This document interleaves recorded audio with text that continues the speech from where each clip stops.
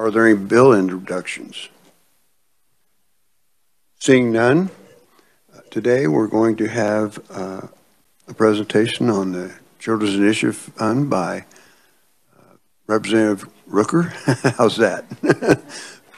For old time's sake, she served in the legislature for a number of years in the past, and I think this job fits you very well, though, young lady. So anyway, thank you. Thanks for being here. Thank you, Mr. Chairman. It's a pleasure to be here. I'm going to try and testify with mask on. So I'm just a month post-op for some issues that make this necessary. So I hope we get through it, because glasses and masks are tough to juggle sometimes. I appreciate the opportunity to brief the committee on the Children's Initiative Fund, the work of the Children's Cabinet, and our budget recommendations for this year, because we have some exciting changes planned that I'm anxious to share information about with you. So for those of you who are not as familiar with the Kansas Children's Cabinet, I will say that we were created by the state legislature in 1999. And I guess I should back up and tout Kansas history as being, Kansas was first in the nation in 1980 to set up a children's trust fund. And then in 1999, the effort to convert that into the Kansas Children's Cabinet and the Kansas Endowment for Youth and Children's Initiative Fund, we were also the first in the nation to make the move to create a children's cabinet. So we have always seemed to prioritize children's issues. The health, well-being, and education of our youngest Kansans has been a priority for a very long time, and we are very proud of that history. So you can find the statutes that created the Kansas Children's Cabinet in section 38. It's 38-1901, which sets up the governing structure of the Children's Cabinet and outlines our roles and duties. And you can see in your testimony the outline of the key duties that the Cabinet is charged with carrying out. The governing board is made up of 9 voting members, 5 of whom are appointed by the governor. The statute restricts those 5 appointments in a way that means that no more than 3 can be from one single political party, because we always want balance when we approach the questions pertaining to early childhood. There are 4 other voting members that are chosen by legislative leadership, and then there are 6 ex officio members who serve in advisory capacity, and they represent the Department of Children and Families, Department for Health and Environment, Department of Education, the Kansas Board of Regents, the Kansas Department of Corrections, and the judicial branch. So we get advice at every meeting as needed from the leadership of those 6 branches, elements of state government. So in the statutes, we are charged with making recommendations for the use of the Children's Initiative Fund. The statute created 2 things: the Kansas Endowment for Youth, which is an endowment that was set up in 1999 to receive the annual state share of the master tobacco settlement. The settlement, Kansas was part of the settlement agreement, and this was the legislature's way of dedicating those funds annually to children's issues. The Kansas Endowment for Youth, as outlined in statute, then annually there is a transfer to what is known as the Children's Initiative Fund. So we call that the CIF for short, and that is the budget that we're here to talk about today, the CIF budget. The legislature controls the annual allocations and the decisions about how much is transferred and what the line items in the CIF look like. But you do that with as a response to, obviously, like all budget work, to the governor's budget recommendations. The Children's Cabinet makes recommendations to the governor as to what they believe is important in terms of priorities for the CIF funding.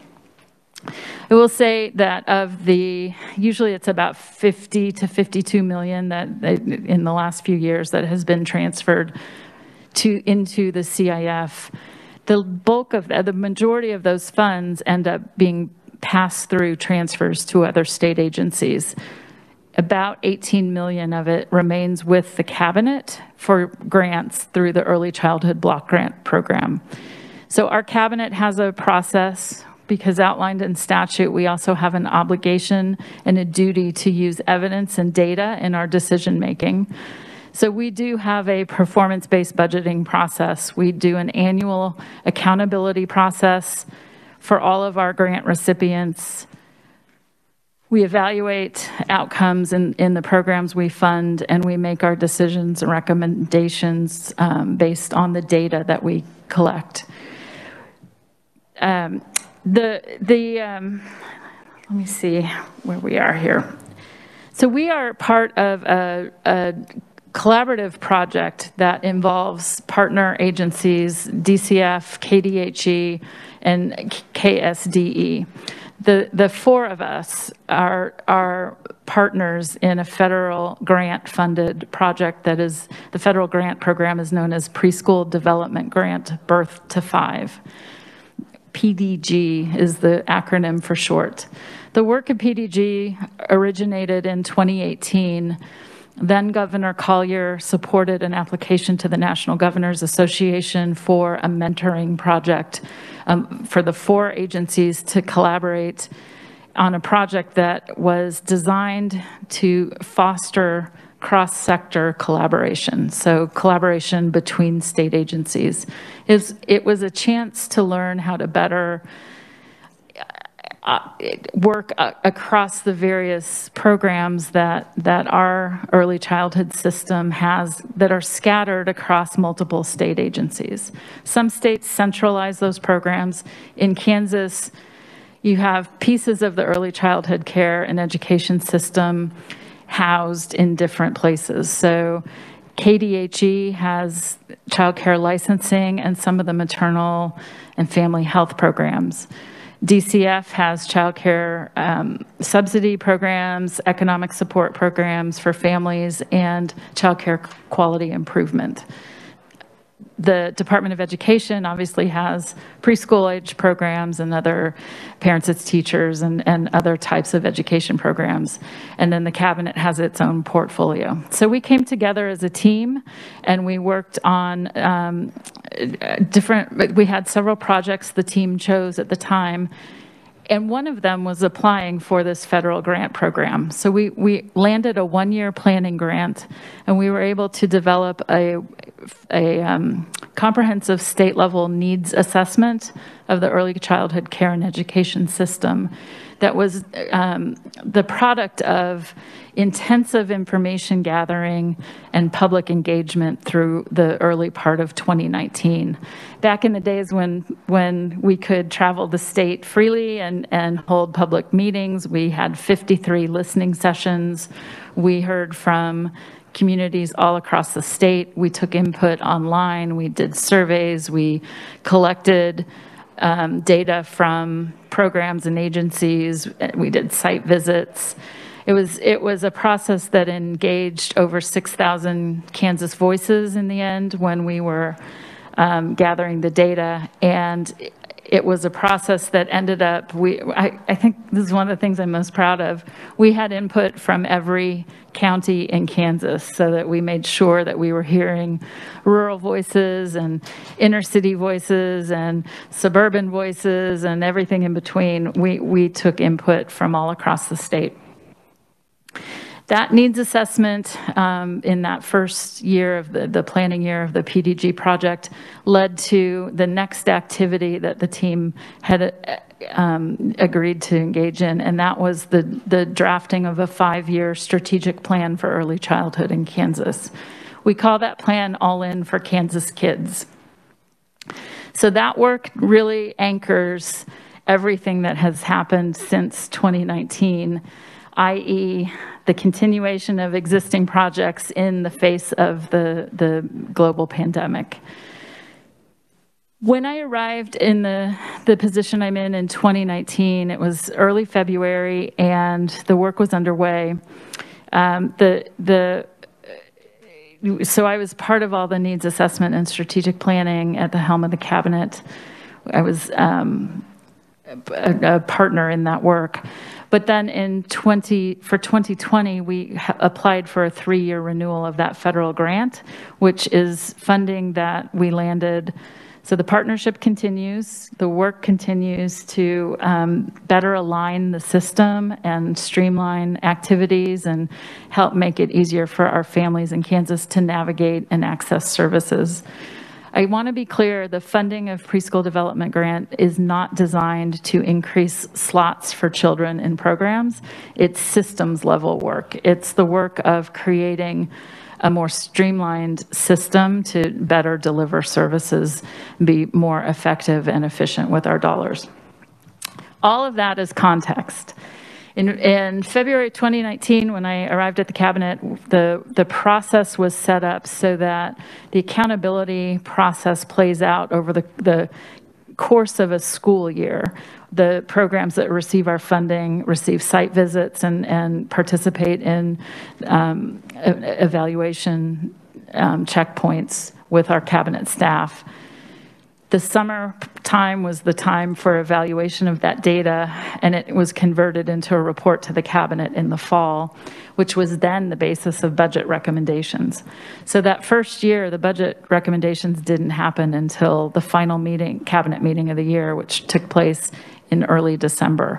And at that point, given the state budget cycle, it was a bit late to make any adjustments to our budget. We spent time realigning the timeline for the evaluation process to better match the state budget life cycle. And so June of 2020, we were able to make budget recommendations at that cabinet meeting. But given the position we were all in as a state, those budget recommendations last year were simply, let's just hold the line and provide stability for our programs. This year, we have used the information gathered to evaluate very carefully the line items and the programs in the CIF budget. And we do have some changes that we recommended in June at our budget meeting. So that is what I'm here to describe today, so that there's clear understanding and opportunity to ask questions and make sure that you understand the careful consideration that was given for our recommendations. So I'll walk you through those. And the last page of your testimony is just the one-page snapshot of the CIF budget so that you can follow along the numbers. So I won't go into that, but I'll talk about the concepts. Basically, Just very quickly, though. Yes. Are these going to be, is this narrative going to match up to the back page? Yeah, it should. Okay. Yep. So you're going to be talking about these items, and we're going to be able to see that. Yeah, I'll walk you through, Okay. and I'll try and share the insight that the governing board of the cabinet had when these recommendations were made. So the first one is a recommendation to simply follow the statutory language with regard to the amount of the transfer from the key fund to the Children's Initiative Fund, which is supposed to be 102.5% of the previous year's transfer. So effectively a 2.5% increase. It appears to me the governor's budget includes a 1% increase, so not quite the 2.5%, but still the increase in funding is appreciated because it will allow us to have a little bit more capacity in our CIF operations, the programs that we serve. So I'm going to walk through a couple of other recommendations for changes to line items, effectively stopping certain transfers through the CIF to other programs, and then explain what the cabinet would like to do with that extra budget capacity. So the first major change is a transfer that was occurring, $3.7 million being transferred from the CIF to KDADs for the Children's Mental Health Waiver Services. Those are Medicaid services, mental health waiver through Medicaid for children aged 5 through 18. Very important services necessary to deal with the situation our kids today are in. But because it's Medicaid waiver services, working with Secretary Howard, there was agreement that it really is better suited to be funded outside of the tobacco funds. And so she made a commitment to putting in their budget request arrangements to factor in that 3.7 is needed. And I'm not going to stand here and pretend to know how her budget is structured and how those services are funded, because I know there's federal money, there's FMAP payments and all sorts of things, not my wheelhouse. But she promised me that this would be factored into their budget, so those services were not harmed, nor the ability to draw down federal funds. So that 3.7 would stay with the CIF. The next line item, $500,000 for the Child Care Quality Initiative that was transferred through the CIF to Department for Children and Families. Again, working with Secretary Howard, we agreed that they already have a much larger child care quality program, and that quality improvement is a focus area for childcare, but we wanted to stop the fragmentation and wrap the quality initiative that we were funding into the overall quality improvement system that DCF has underway. There is a lot of exciting work happening in that quality improvement program, and it is a requirement of the federal child care development block grant funds that the agency operate a program to improve child care quality. That federal requirement was put in place after the cabinet began funding the $500,000 line item. So we predated it.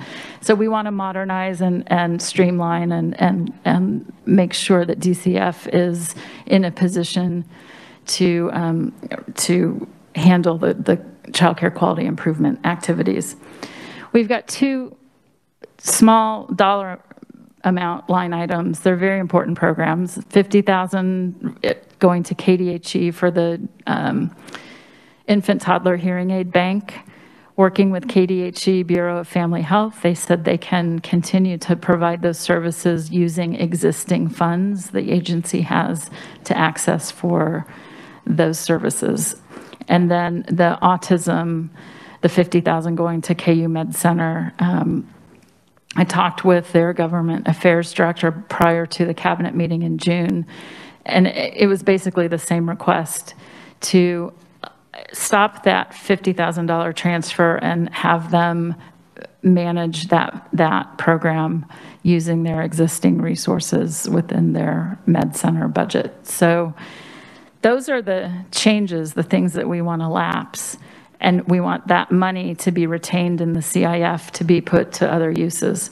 There's one more line item change. The acronym was CADE, C-A-E-D-E. CADE was a 3-year pilot put into the budget, $1 million per year with some specific requirements. The program that was awarded that funding prior to my arrival at the cabinet was the Family Conservancy in Wyandotte County. They created a program called Start Young. We love the progress they've made and the results they're seeing. It's a really good quality program. The fiscal year 22 represented the 4th year. The legislature included that $1 million CADE line item in the budget. We offered an RFP, so there was a public call for applications to vie for awards through that line item. But we aligned the RFP, the criteria, to the early childhood block grant because they were already very similar. So we ran 2 separate RFPs, one for the early childhood block grant program and one for CADE. As far as early childhood block grant, we had more demand for, or more requests for money than we had money to grant. And for CADE, we had exactly one applicant, and it was the existing program. So for the sake of streamlining staff time, we would like that $1 million to roll into the early childhood block grant line item so that we can be more efficient and offer one RFP that people apply for. And we've talked this over the course of the last year with the Family Conservancy. They will continue to apply, and they don't see a problem with the criteria in the early childhood block grant being any kind of impediment. So it will become this. It will still be a competitive grant process, and we will call for applications that the public can apply for.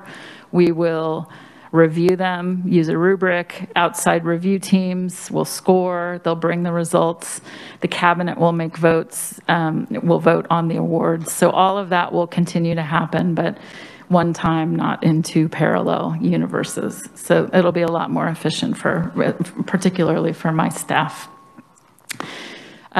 So an increase to the early childhood block grant would be appreciated because as I said, there's been a rise in demand, in need, and we have had very flat funding in that program and an inability to help either improve award amounts for existing grant recipients who renew or expand and serve new programs. And then the next item that would see an increase is I think it's Healthy Start home visiting. It's the universal home visiting model. It's a line item in the KDHE section of the budget. We, for years, have been transferring $250,000 to this program.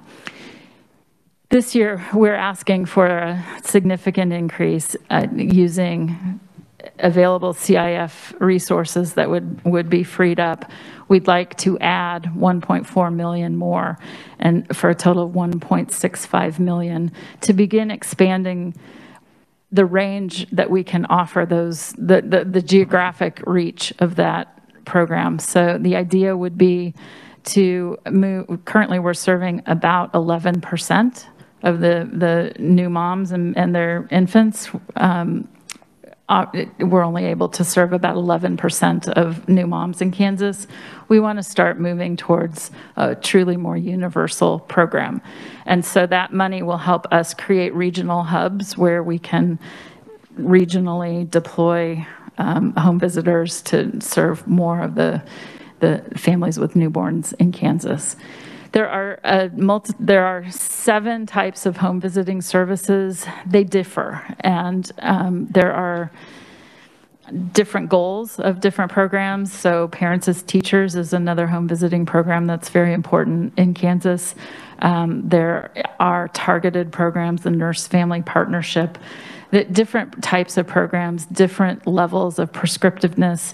Universal home visiting is for anyone who has a baby and just wants some extra support and contact with someone to make referrals and provide support and guidance. And it's proven to be a really effective program to help give moms a really a better start when they're bringing home a new baby.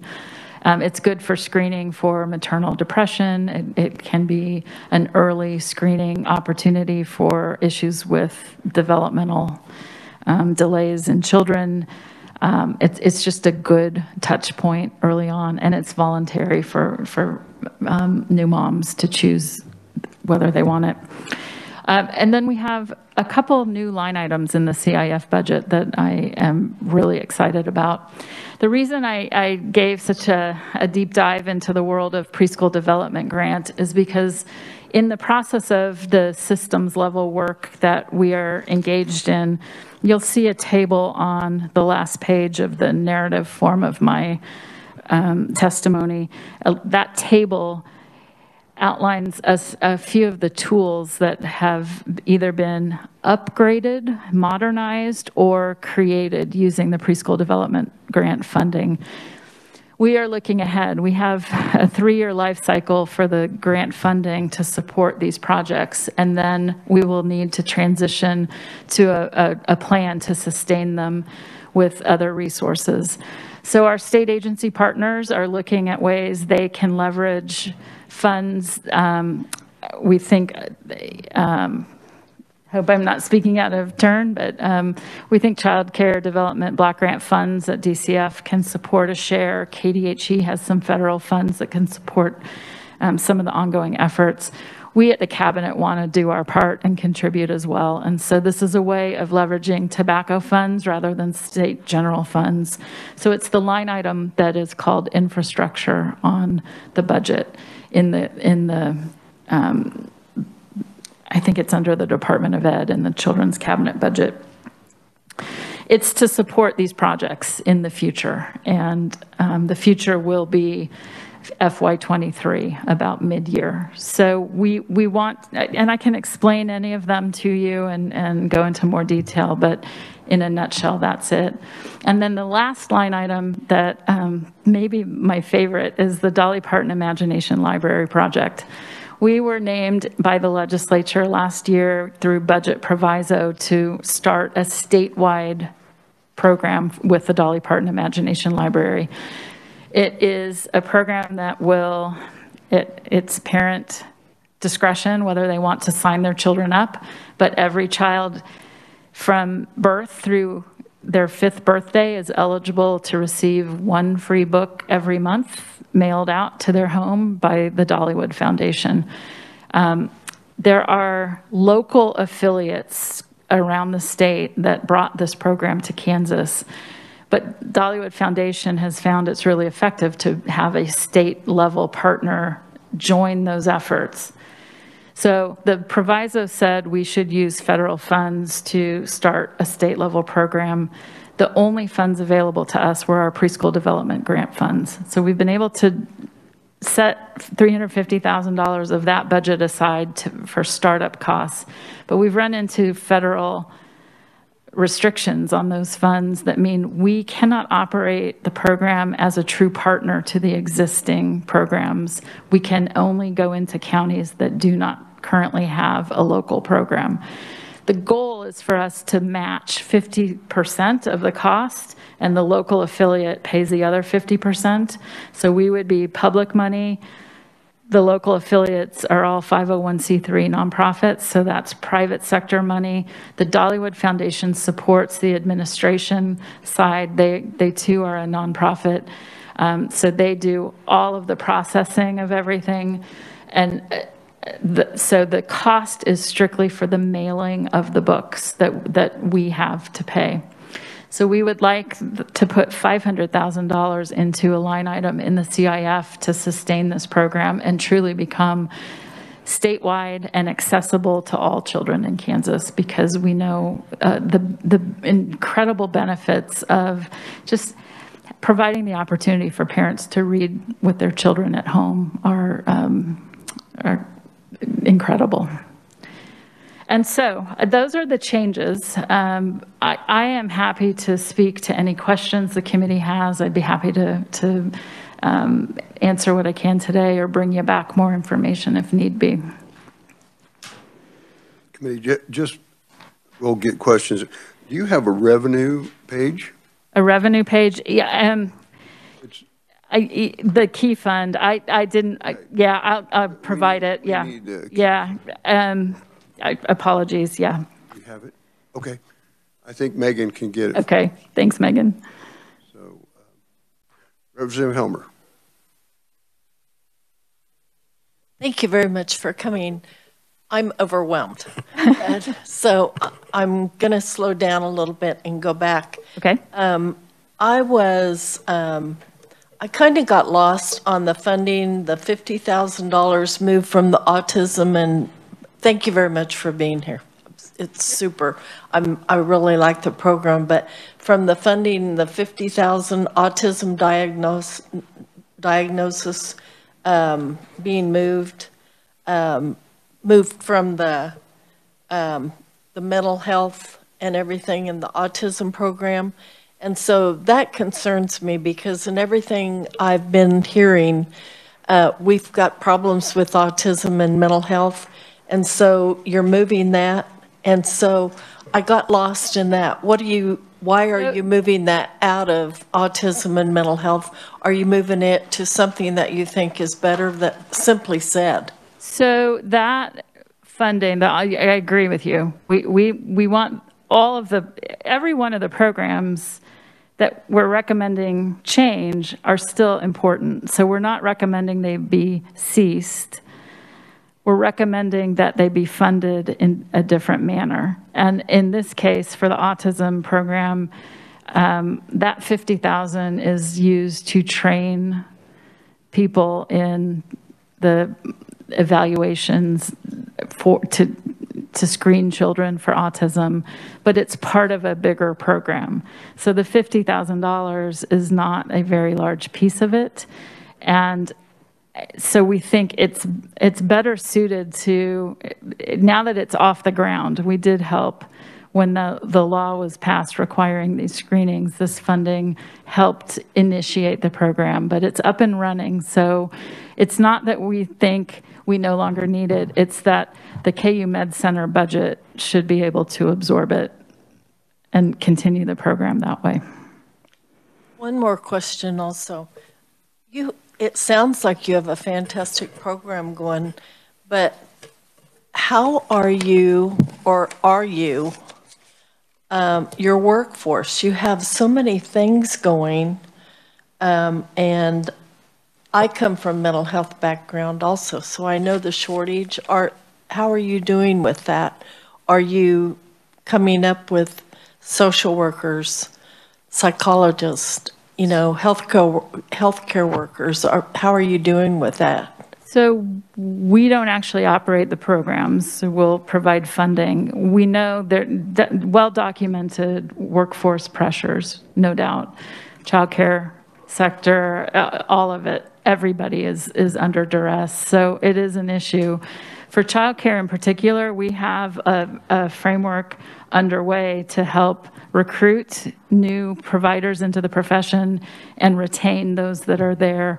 And we have some serious issues to contend with in terms of compensation, because they earn very low wages. Most of the positions carry no benefits to speak of. Friday night, I was about to cook dinner for my son and his wife, and I got a phone call from one of the child care resource and referral agents in Kansas with an emergency. A program was having to close for this week here in Topeka because of an outbreak. And there were issues because the staff, none of them, she doesn't provide her staff paid time off. They just work for their hourly wages. So there were issues to contend with, and we were able to troubleshoot a little bit so that staff could do what they needed to do and stay home because they were sick, but not lose income in the process. I mean, it's that thin of a margin, and when it's a sector where our own needs assessment determined the average wage is about $9.25 an hour in Kansas for childcare. So we need to work on that. There's no shortage of ideas in my notebook. Our team is taking a good hard look at that. We've had some really important relief programs using federal pandemic dollars, but we need to look beyond the lifespan of those dollars to what we're doing permanently for childcare in the state. Thank you. Thank you, Mr. Chairman. Committee, further questions? Representative Lynn. Thank you, Mr. Chair. Sorry, this is really awkward. Thank you, Mr. Chair. I don't remember hearing about the Dolly Parton's Imagination Library, so I was looking it up online.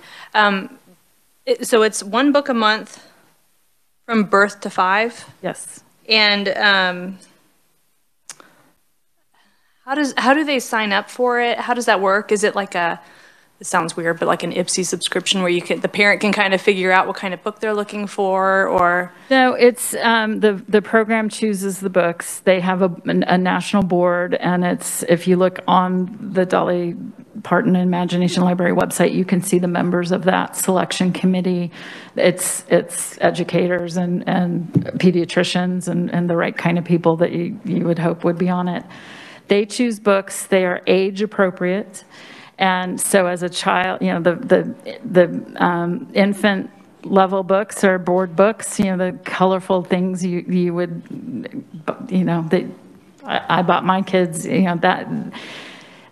As the child progresses, the age range, the books become storybooks, and, you know, so they move from board books to picture books to storybooks. It's a really highly respected, they've received awards for the work they do. It's free to everyone. They don't put income restrictions on it. We pay the program costs $2.10 a month to mail the books. It's $25 and whatever that amounts to per year to cover the cost for each child. So the program plan is for us to pay 50% of that $25, and the local affiliate pay 50% of that 25. So we're just paying $12.50 for each child signed up. And then all the costs of choosing the books, printing the books, all of that is absorbed, but that's Dolly's contribution to this through the Dollywood Foundation. So when you say the local affiliate, who is that? It varies. We have, I think, 79, it's either affiliates or counties involved in Kansas. I can't remember, but it's anyone from United Way to a public, I think the Shawnee County Public Library Foundation, maybe an affiliate, lots of United Way chapters in the state, the Dane G. Hansen Family Foundation, which serves 26 northwestern Kansas counties, is a huge funder. I'm working currently with the Johnson County Library to bring Johnson County on board because we are a county that doesn't currently have a program. So there's a wealth of different local affiliates. We are delighted to have been named as the state level partner, but I need to get us over this hump because I can only fund brand new kids, and the Dollywood, their invoicing, their tracking system, I can't go into a county that already has a program operating because they can't tease out who's a new and who's not and create the invoices. So we want to clear that hurdle out of the way and make this truly statewide. Okay, so I'm sorry. So there are some affiliates that have already started, and so you're just wanting to make it more statewide. Yep. Stabilize us and make it more universally available.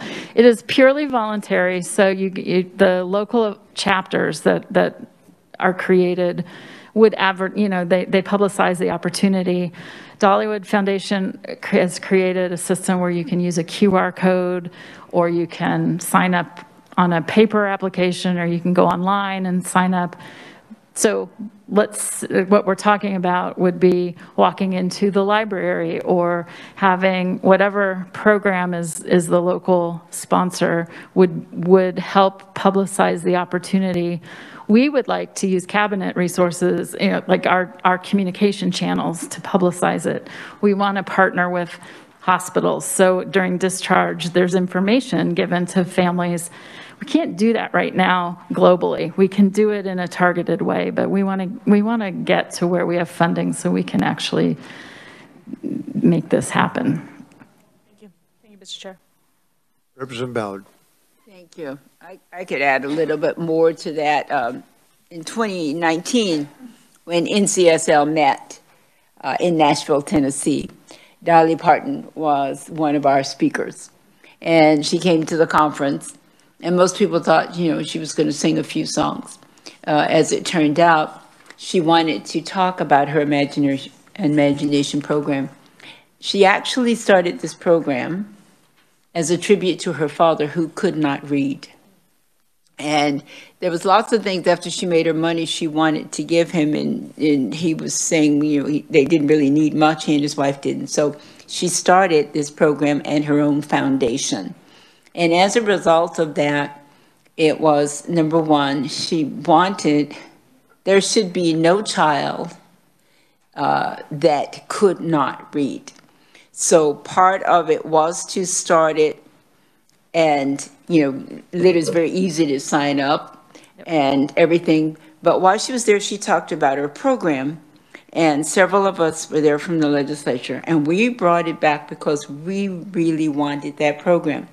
They were able to tell us where the counties were that had already signed up from this program because they found it out from somewhere else. So we were able to do this. The authors have to apply to the foundation, and there's a board that chooses the books that are set out. So if you're one, you get the book that's very appropriate for age 1. Then if you're 2, you get another set of books, because you'll get 12 that's appropriate for, and 3 and 4 to 5.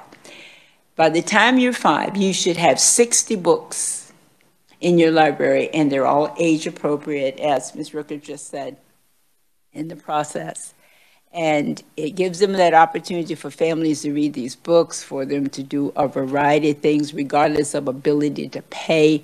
This whole thing is about reading and learning how to read and enjoying how to read. And this is totally one of them. For every child, this is the first book that they receive when their family signs them up. And I'll pass it around. You can see this is how it arrives in the mail. This is the mailing label. So it is just the book. There's no pitch for any other things. Well, the story that's been told, when the book comes, it would come to Megan Lynn if you were 1 year old. The book comes addressed to you. So they make it all available along those lines. And because it's age appropriate, then they decide on who the authors are going to be. So now it's even helping the authors and the materials. It's one of the most fascinating programs I've ever seen. And her foundation actually does all the work. She puts millions of dollars every year to make this possible. But she wanted ownership from states, so that you would make it your program, not just what it is, but she funded it. So so we brought Melissa in on appropriations, and we introduced it. We talked about it, and we explained, and also we had a video of her foundation talking about it to the rest of the appropriation meetings. It is absolutely a fascinating program. And, and the stories we hear from families, their kids are so excited because they know the book is coming every month, and they're waiting for their book and everything else. And so, as she said, we don't want to step on the toes of the people that had it already. So after we introduced it, I introduced it in a newsletter, and then I talked about it at a forum in Lawrence. And I mean people just signed up all over the place. And grandparents signed their grandchildren up, in combination. So that's what this whole program is about. It is not only the United States, but it's international, and it's printed in 7 different languages and everything else. So it's a worldwide program. It's been in place for over 20 years in Tennessee, and there are states that adopted this years ago. So we do not collect data, and parents who apply can rest assured the data assurances and the licensing agreement that we had to sign are tough. It is protected information. So these are not used for mailing lists to sell to advertisers or any of that. But they do have data that has allowed them to do some simple tracking. And this program has paid off in terms of kindergarten readiness and 3rd grade reading scores. The kids that received these books throughout their early childhood years simply are better equipped when they arrive at school. So we are really excited to be a partner. And as I said, we're just hoping to clear this hurdle in terms of getting to a place where we have the funding to actually do the program right as the state partner.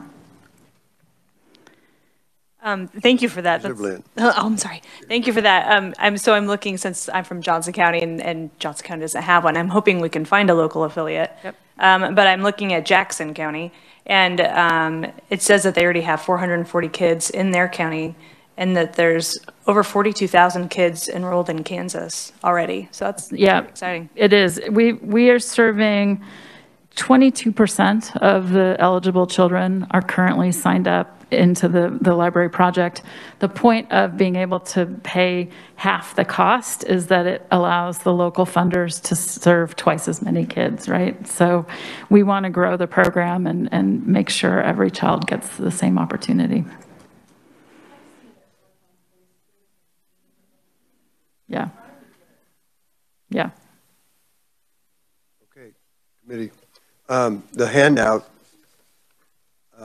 sometimes when you've been around this too long, you kind of take terminology for granted. And when I think about the CIF, I also think about the key fund. Yeah. Yep. And so I thought that we were going to hear about the key fund. And so and my apologies for not including it. I don't think it's your fault. You're the CIF, but it's an integral part of the key fund, which is right here now. And do you want me to walk through it? Yes, I'd please. be happy to. So we estimate on the low end, it's consensus revenue estimating group that controls the dollar amount plugged into the tobacco receipt line item. And so we receive notification usually in April ahead of consensus revenue estimates about what the state share will be. And that share is for the prior year because it's based on tobacco sales, which can I take a time out and just say it makes me really uncomfortable that all of our funds are predicated on cigarette sales, tobacco product sales, but here we are. You'll see you'll see a difference between the projected amounts, their conservative estimates of how much is expected in receipts, and then you see the actuals tend to be a little higher. The Attorney General, his team was part of Kansas being involved in this settlement in the first place. They have always advised that we need to be very careful about not overestimating the potential revenue because it is subject to market forces. And I would say my concern is the shift the tobacco companies are making away from tobacco products to tobacco-less products that are not covered in the settlement. So vaping, e-cigarettes, none of that is subject to the rules of the settlement. And I saw this summer pretty, again, from the perspective, with my blinders on, from the perspective of our funding stream, I think it's Philip Morris, NBC News reported that Philip Morris International has made their corporate goal to move away from tobacco sales entirely by 2030 internationally.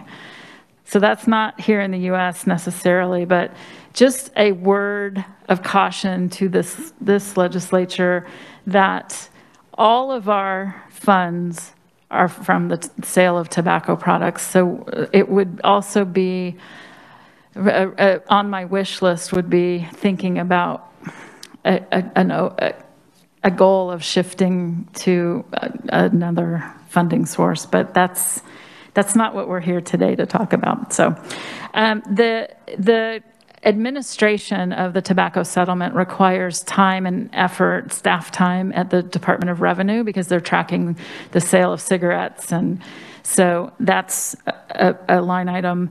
The Attorney General's office also has responsibilities for enforcement and ensuring that the state reports and does the things we're supposed to do to live up to the terms of the settlement agreement.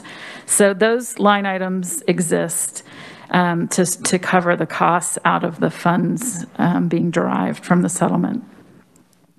You'll see the transfer to the Children's Initiative Fund. Well, we don't transfer in, so there's nothing there. But you see the transfer out.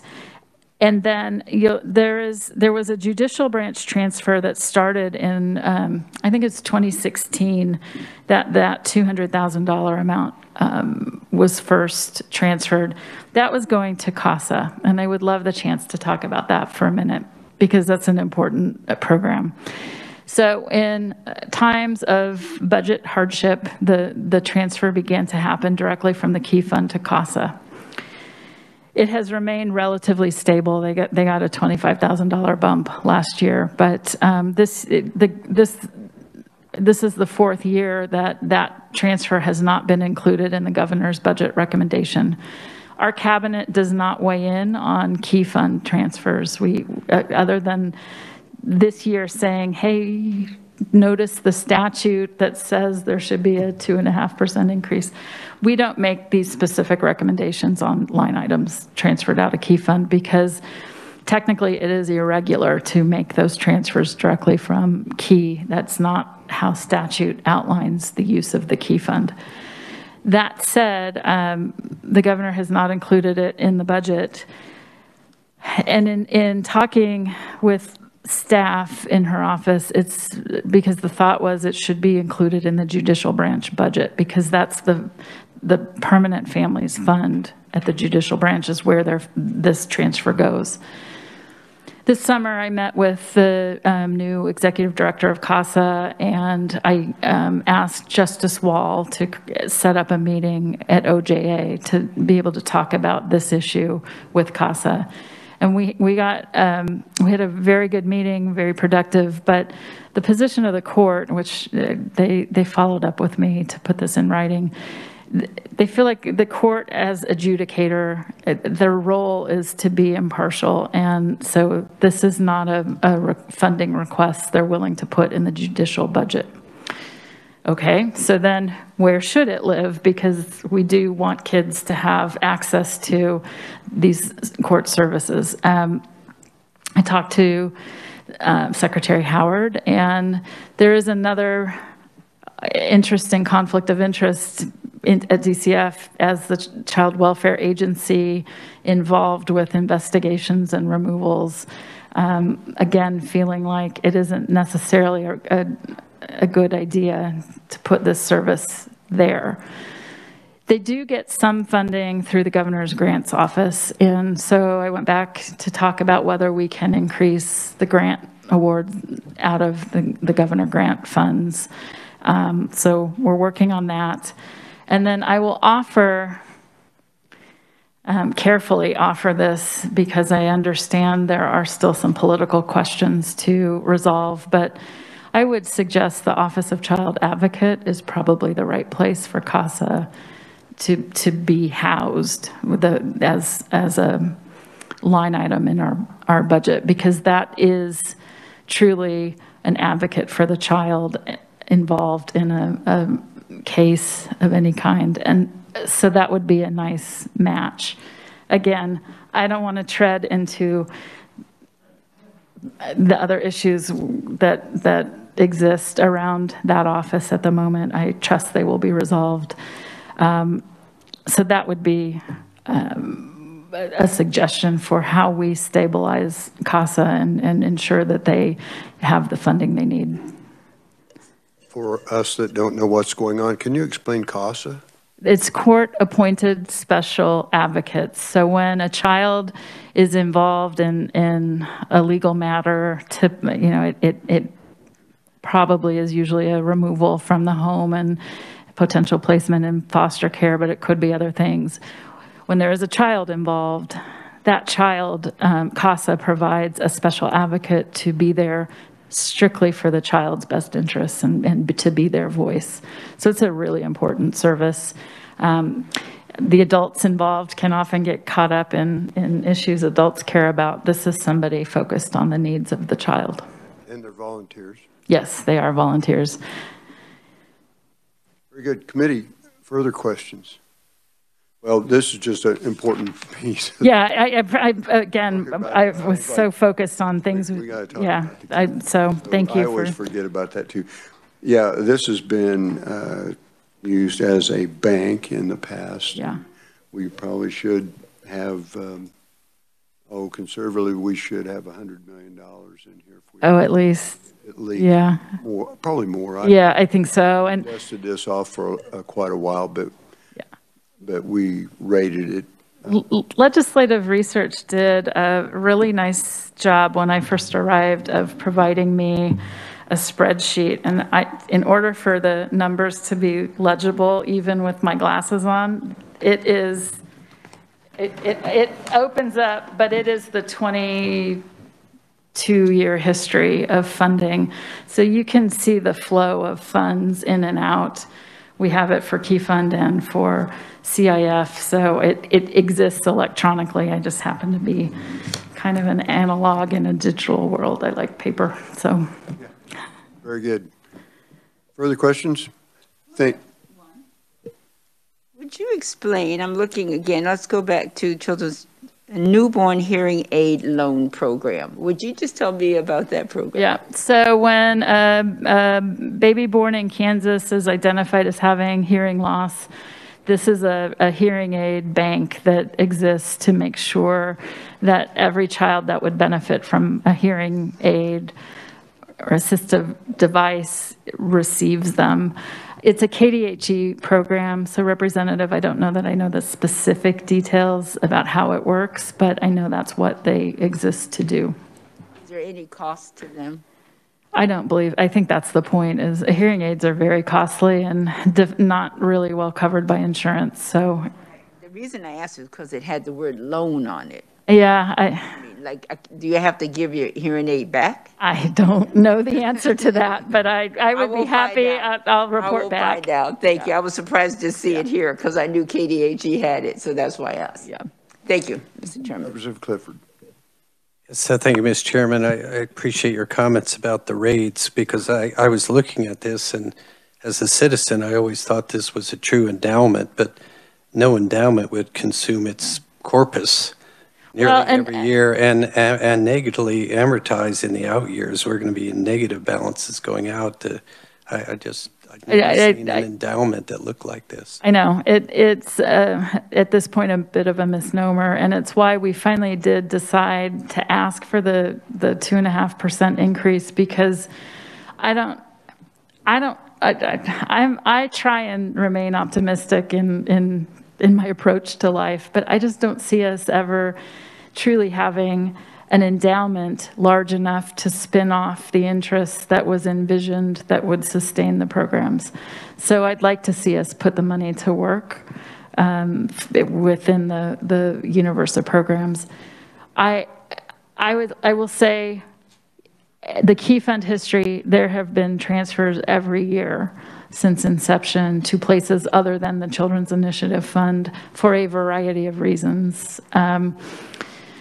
The Great Recession, there have been reasons over time that transcend politics and sometimes have just been forced by necessity. But unfortunately, the biggest transfers were done in the 20-teens when we had a giant budget gap to fill, and it was nearly the end of the program. So we want to be good stewards of the funding we do have and look for ways to grow the program. But we would need probably $600 million to begin spinning off enough interest to begin to supplant what our program currently uses. Just follow up, Mr. Chairman. How long will the tobacco settlement go? I realize subject to market forces. Perpetuity. It's in perpetuity then. Yeah. So there's still hope.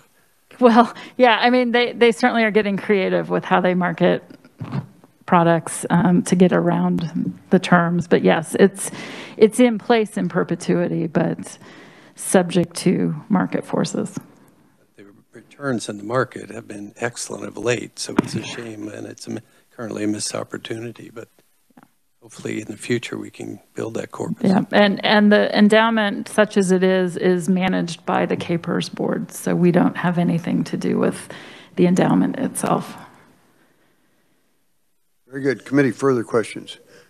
Well, thank you very much. Thank you for the here, opportunity. Melissa. We really appreciate it. Great information.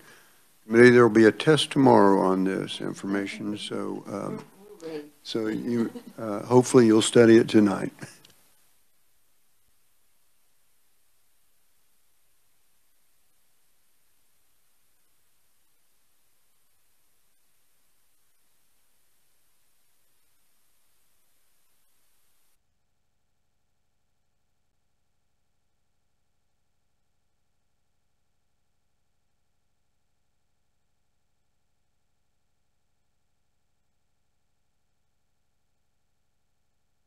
Welcome, and thank you for being here.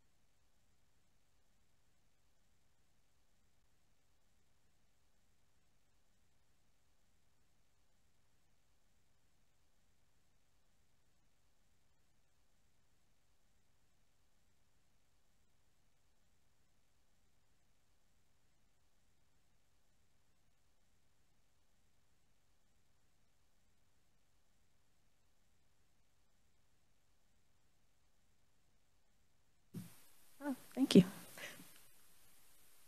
Told you I couldn't do all this. This slide is a slide that we actually, it's based on information that we report to the Administration for Children and Families every year. So this gives just a breakdown of what we do with our TANF dollars, where we spend those monies, those dollars. And this slide, I'm going to talk about a little bit about what specifically we do with our TANF funds. So within DCF, we have divided responsibility for TANF between TANF services and TANF employment services. And so for TANF services, we are responsible for maintaining our relationship with our federal partners. So I have a close relationship with our Region 7 Office of Child Care staff, or sorry, Office of Child Care, I'm in CCDF mode, Office of Family Assistance staff, to make sure that we are that we're supporting programs and funding programs that are consistent with the federal guidelines. My team is also responsible for making sure that within DCF, we are following eligibility guidelines as set forth by the state and by the feds. And then we are responsible for the Tanf state plan, which describes how we meet those four purposes, how we spend those dollars within the federal guidelines. And we do submit that to the Administration for Children and Families every 3 years. And then finally, we're responsible for grants, contracts, and interagency agreements that are funded with our TANF dollars. One of the primary the primary things that we do with our TANF dollars is we provide monetary assistance to those families who meet specific financial criteria. So we have our TANF cash assistance program. There are some basic requirements for that. One is that the family must have a minor child in the home, and by state statute, that definition of minor child does include an unborn child. Citizenship is also required, and there are lifetime limits. So the federal government allows 60 months of lifetime TANF benefits, and in Kansas, that is 24 months. And those months do transfer from states that you have received TANF from previously. So if you have received TANF in Missouri for 7 months, and you come to Kansas and you apply for TANF, we are going to count those 7 months toward your 24 months that are allowable in the state of Kansas. There are also those financial guidelines. We talked about income, the income limit being roughly about 27% of the federal poverty level. And then we also look at resources. The resource cap for TANF is now $2,500. There's a specific set of resources that we're looking at, and there are certain things that are exempt. So, for example, we allow the family to have one car or one vehicle per adult in the household, and we do not count that toward the resource limit. This chart is just a quick overview of the actual amount that families are eligible to receive. The difference, you'll see that each category has two different amounts.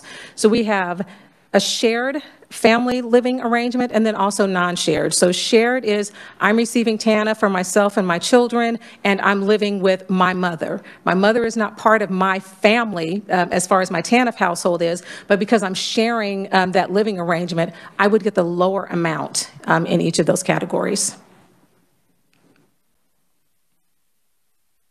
So then also within DCF, we have our TANF employment services.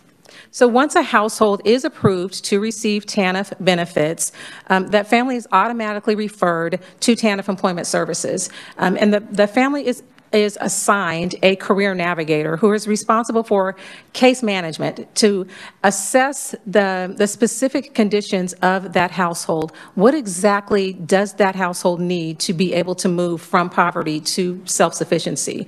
So doing an assessment and then looking at those things that are available in the community to make sure that we are matching that family with the available services that would be helpful. The work participation rate is something that is required, again, by our federal partners, and there's a specific list of core activities and non-core activities. And so a TANF recipient is required to participate in 30 hours of core activity every week.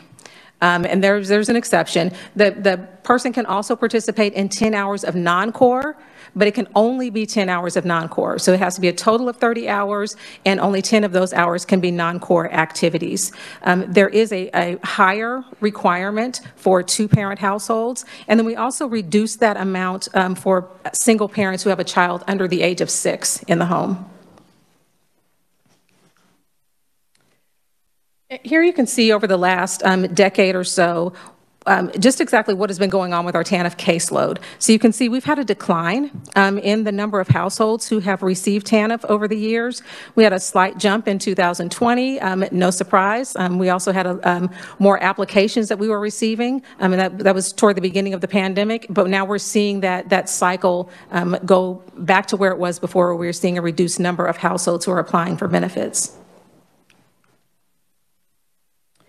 So with TANF employment services, there are many activities that clients can be engaged in, and there are many support services provided by that group. And so this slide just shows you by DCF region within the state of Kansas how Employment Services is spending its dollars to support those TANF families. And you can see that the primary expenses are for job search and job readiness, and then also transportation. So making sure, especially in those areas where maybe public transportation is not an option, we can use TANF dollars to pay for Uber, to pay for friends, family members to help you get to where you need to be. So whatever we need to do to be able to eliminate those barriers to help the clients get the assistance that they need. And this graph is it's the same information that was on the previous slide, just in a different form, so you can see where those TANF dollars are going in the state of Kansas. One thing that went on with because of the global pandemic, a response to that for our TANF clients was the state's ability to apply for pandemic emergency assistance funds.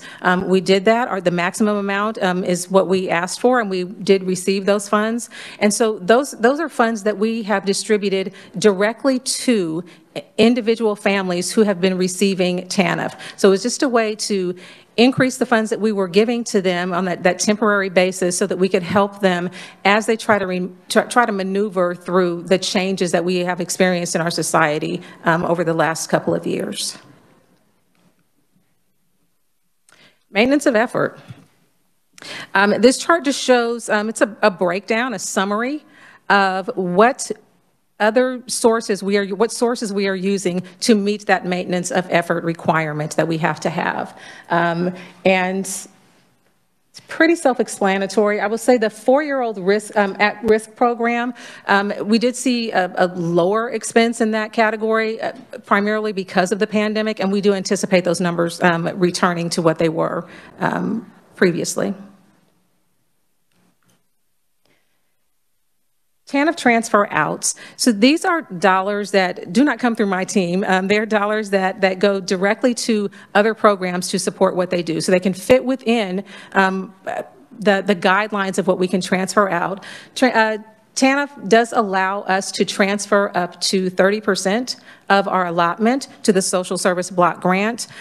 We can also that's not true, 10%, sorry, to the social services block grant. And we do also have the option of transferring up to 30% to the child care and development block grant, but the total has to be 30%.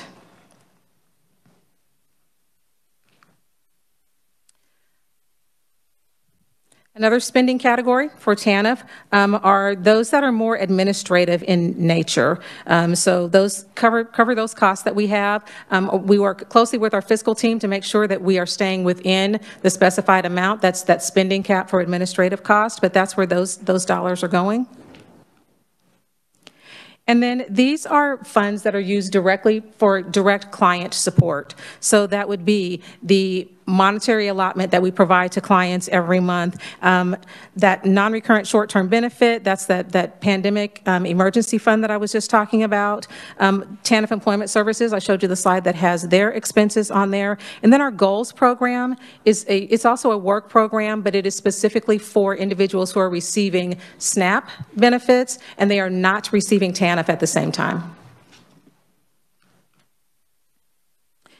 This slide is a snapshot of the competitive grants that we fund through our TANF dollars. Most of these run on the state fiscal year. Our domestic violence and sexual assault grants do run on the federal fiscal year. But these are those funds that, these are programs that are funded through a competitive bid process. And then we also have our non-competitive awards. So these are additional programs that we fund. The only difference is that they did not go through a competitive bid process to determine what the award amount would be.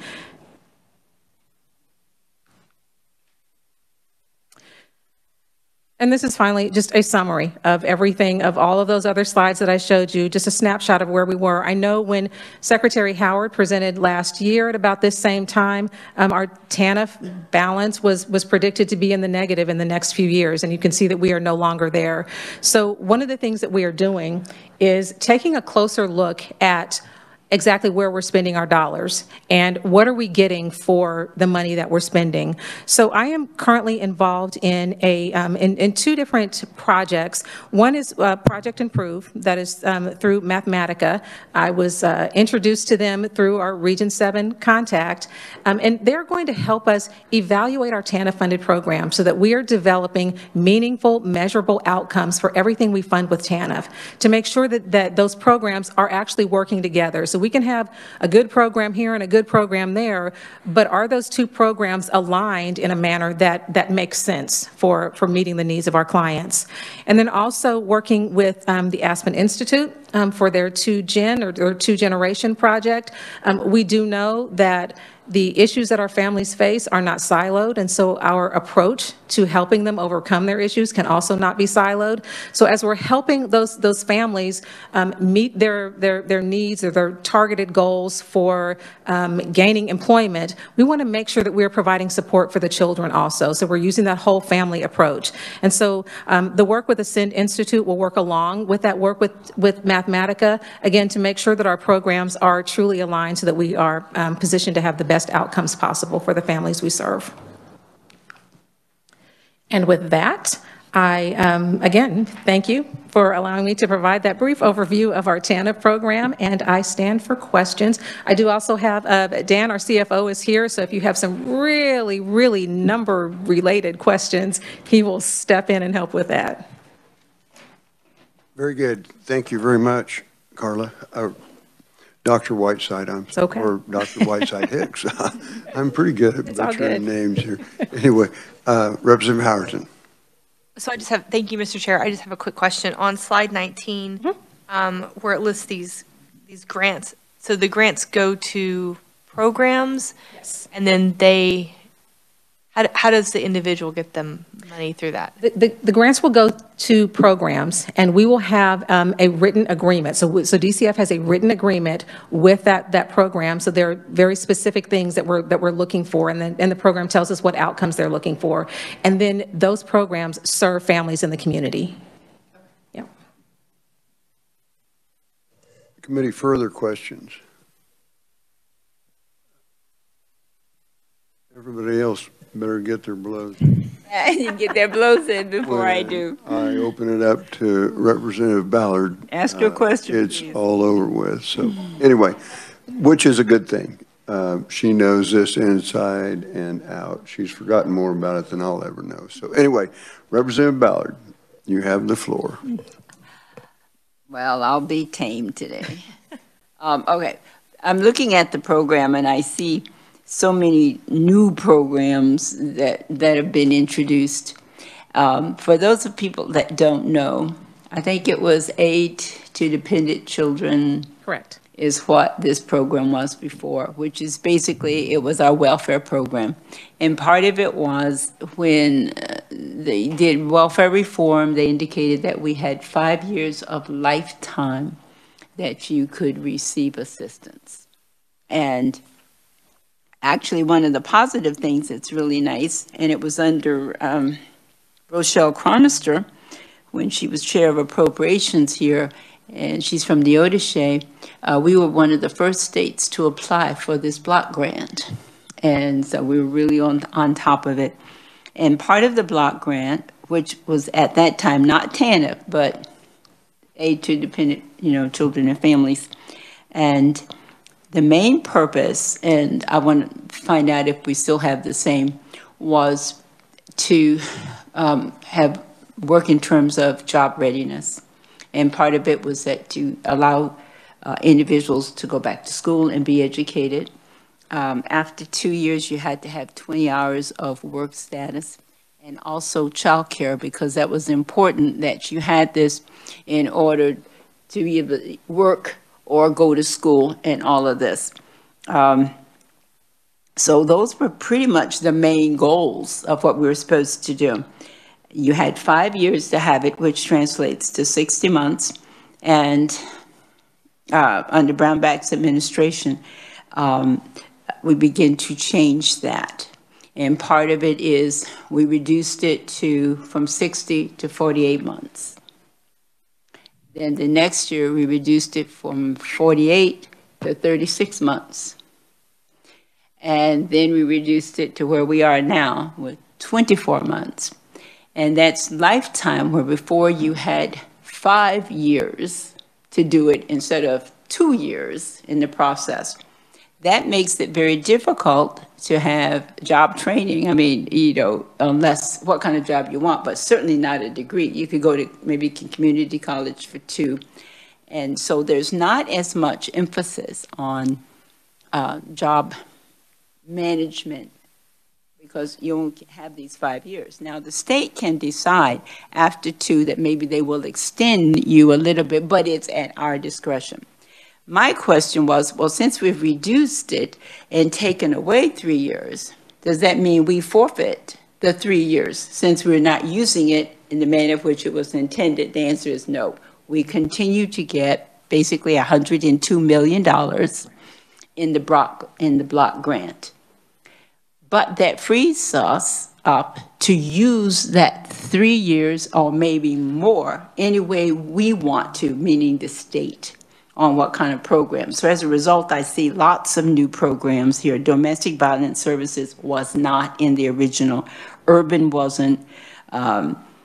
Mental Health Association wasn't, so you can see they had all of this. So the same as you heard a few minutes ago about the KEYS Fund, how everybody kind of used it whenever they wanted to, or transportation, we call Bank Kate out because we went there to get our money.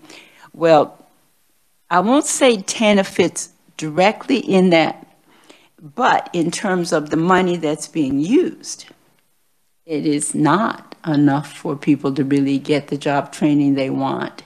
And my concerns have been from the people that write me, not just from the Lawrence community, but around the state, because they know I'm always watching TANF, that a lot were taken off of the rolls. Messages, emails were sent out. Some people didn't have computers. Letters were there. It didn't get to the people because this population is very transit. So as a result, we end up taking thousands off of the rolls. And then we ask the question and say, well, if they apply, we'll put them back on. So you'll see that's where that decrease is. So am I concerned about it? Yes, I am, because I believe there's lots of people out there that still need childcare. They need to go to school and get training or get their jobs. And yet we continue to have this money and we put other programs. Now, I'm not saying these programs that we put the money for are not worthwhile programs and that they're not helpful. I'm just saying that we are straying from what the purpose really was, which we do when you want the money, the same as you heard about the Key Fund or the Children's Initiative Fund. When we fall short, we have to go someplace along those lines. So based on that, I would like to have an audit that was looking at TANF in terms of how it was and how have we spent the money and how beneficial has it, and what about the population perhaps not being reached? The question is, and I don't know how long you've been with the program, but if I ask you about the original intent, childcare, providing safe childcare, and that was the important part, and job training, allowing people once they come off of this benefits that they can sustain their ability and become contributing citizens to our state. So I will say I'll address the child care issue first.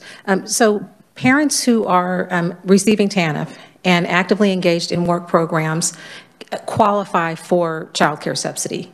And the income guideline for child care is much higher. It's 250% of federal poverty level. So they qualify for child care assistance for that subsidy through CCDF without a family share. So the hope is that it will cover the majority of their child care costs. So we do that because you are correct. I mean, if we're asking them or requiring them to participate in work activities, they need someone to watch their children, and we want those children in a safe and healthy environment. So we do that. I believe, if I'm understanding you correctly, the audit that you are referencing is similar to the work that we will do with Mathematica to look at our programs. But I know you're taking it a step further. Historically, what have we done? How did we get from where we were to where we are now? That will be a piece of what we do with that. And then, like I said, looking at the programs, the programs themselves may not necessarily be detrimental to our clients, but if I'm making a chocolate cake, not every ingredient in my kitchen is appropriate for that chocolate cake. I'm not going to use hot sauce in my chocolate cake. It belongs in the kitchen. It just doesn't belong in this recipe. And I think we have to look at the supports that we provide to our families that way. Are they all working together to meet what my overarching goal for TANF is, that we would design and support programs that increase the capacity of those we serve to decrease their dependence on public supports. And if it's not working together to do that, then I agree, we may need to look at those.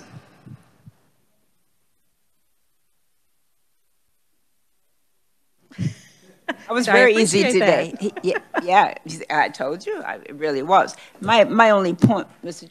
I agree with you. Okay. My only point was, number one, I think we need to know how this program actually started off, because I was on that committee with that block grant, and why we were given it, and very proud of the fact that Kansas was one of the first to have the block grant. The intent of it, how we wanted it to flow, and we knew we had 5 years to work with, and that was a chance to really make a big impact. Okay, not all states have limited it, but then neither has all states stayed with 5 years. They have made some adjustments. I don't know of any state right now that's down to 2 years.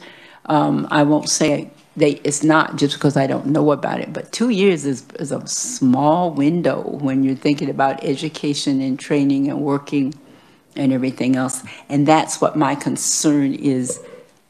Could we do better by people in Kansas that need help, get them on their feet, and then they're off, and yet they become contributing citizens? That's what I'm interested in. So you're looking for a list starting at the very beginning. So when we started, probably in 1997, what we funded every single fiscal year with TANF dollars. Well, how much did we put into child care? Okay. How much, what kind of training we were giving them, and then after 2 years, they had to give at least 20 hours a week. I notice now it's 30, and yet we're getting 2 years, we had 30, and we're more than when it was when we were giving them more money. And TANF has 4 guidelines for how that money should be used, okay? And we go a lot with education, and it's very wide what we put under education, and then we'll say something else about family and something, are we following those guidelines? And are the programs that we're funding, are they really in the appropriate place, and are they contributing to what we need? Because you only have 2 years to do it unless the state decides you're close to whatever it is and we extend it. But it's up to us to decide if we're going to give that money to you, which before it was there automatically for you as long as you met the obligations. I just wanted people to really know how that program works. I love the program, and I think the purpose. But it's like everything else, when we went short, we went and took Sierra, we put a program there, we put it there. So that's what I'm asking. Well, and committee, the broad purposes are right there, and they are very broad. I mean, that is very accurate. And if you look on the sheet that Charday handed out, if you go down through that list of expenditures, you'll see 32 million for foster care. I mean, there's, right now we're awash with child care money. I mean, we can't spend it all that we have, which we'll be dealing with that in the budget, but I'm not sure how much it is now. It was 300 million when I left. And with the 3 recovery acts with CARES, CRSA, and ARPA, we have over $440 million in additional CCDF funds. Exactly. So we have a lot of child care money, and if we're paying for any of that out of here, we probably should do something different. But anyway, it's a very complicated subject, but I did want you guys to kind of get your arms around this, and we'll test again on this tomorrow too. So, but it is, and I think we're all guilty of using Tanf in some way to advance causes that we think make a difference in people's lives. So, any other questions, committee? Nothing, but I certainly want to thank you very much for your presentation. It was outstanding. Thank you. Thank you so much. All right, committee, further questions? Okay, thank you very much. Thank you. Okay, committee, tomorrow, what do we have tomorrow? Oh yeah, we have staffing of nursing facilities tomorrow. So that ought to be interesting. And with that, we're adjourned.